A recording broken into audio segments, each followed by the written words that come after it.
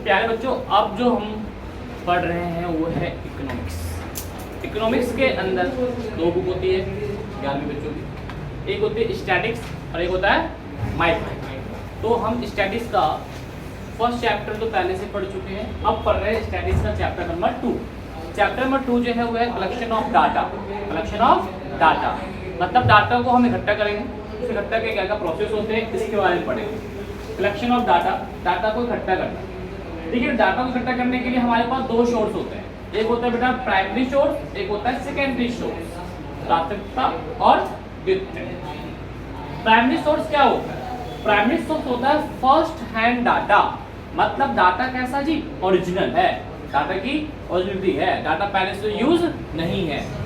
Second hand data को क्या कहते हैं हम? Secondary source. डाटा पहले से क्या है बेटा? यूज है और ये पहली बार यूज करेंगे, कोई दिक्कत है क्या?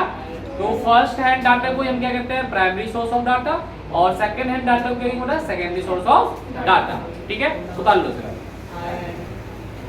देखो भाई, अब जो हम पढ़ रहे हो है difference between primary and secondary data. ठीक है, इससे पहले आपको मैंने बताया था कि प्राइमरी डाटा क्या होता है और सेकेंडरी डाटा क्या होता है।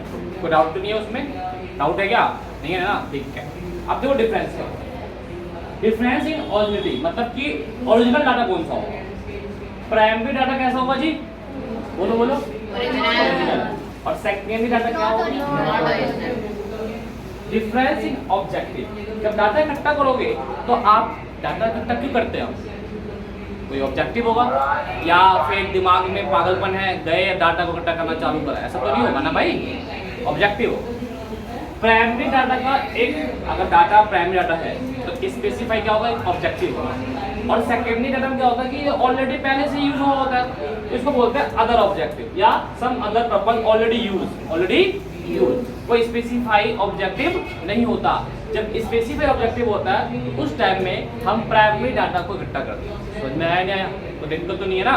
कोई दिक्कत नहीं है ना? चलिए, अब आता है difference in cost of collection. Data को इकट्ठा करोगे बेटा तो कॉस्ट आएगी नहीं आएगी? ये तो नहीं है घर में बैठे बैठे डाटा इकट्ठा होगा, ऐसा हो सकता है? नहीं हो सकता ना। तो क्या करें, अगर हमारे पास हमें प्राइमरी डाटा इकट्ठा करना है तो उसके लिए क्या करना होगा? हमें टाइम देना पड़ेगा। टाइम के साथ साथ क्या होगा? कॉस्ट भी ज़्यादा आएगी, क्योंकि मान लीजिए मुझे डाटा इकट्ठा करना है विश्वास नगर में, दिल्ली के अंदर विश्वास नगर क्षेत्र के लोगों का इनकम इकट्ठा करना है। ओके, तो इससे पहले किसी ने इनकम इकट्ठा का डाटा नहीं रखा, तो अब हम करेंगे तो क्या होगा? स्पेसिफाई ऑब्जेक्टिव हो गया। अब हम हर घर घर जाएंगे, आपका इनकम कितना है जी? आपका इनकम कितना है? पूरी गली में मेरे ख्याल से 1 से लेकर 15 तक गली है, फिर उसका राम गली, दूसरा गली, पता नहीं कौन कौन सा गली है। इतना टाइम देना पड़ेगा ना, तो खर्चा लगेगा। तो प्राइमरी में तो ज्यादा कॉस्ट आएगा, लेकिन सेकेंडरी में ज्यादा कॉस्ट कंपेयर टू प्राइमरी। तो दिक्कत है क्या? इसमें एक और पॉइंट बनाते हैं हम, डिफरेंस बुक में नहीं है। टाइम के बारे में बताओ मुझे, बताओ प्राइमरी में टाइम ज्यादा लगेगा या सेकेंडरी में? प्राइमरी में ज्यादा लगेगा और सेकेंडरी में कम समय। कोई दिक्कत है किसी बच्चे को? कोई टॉपिक में डाउट है बताओ मुझे। ओके, उतार लो।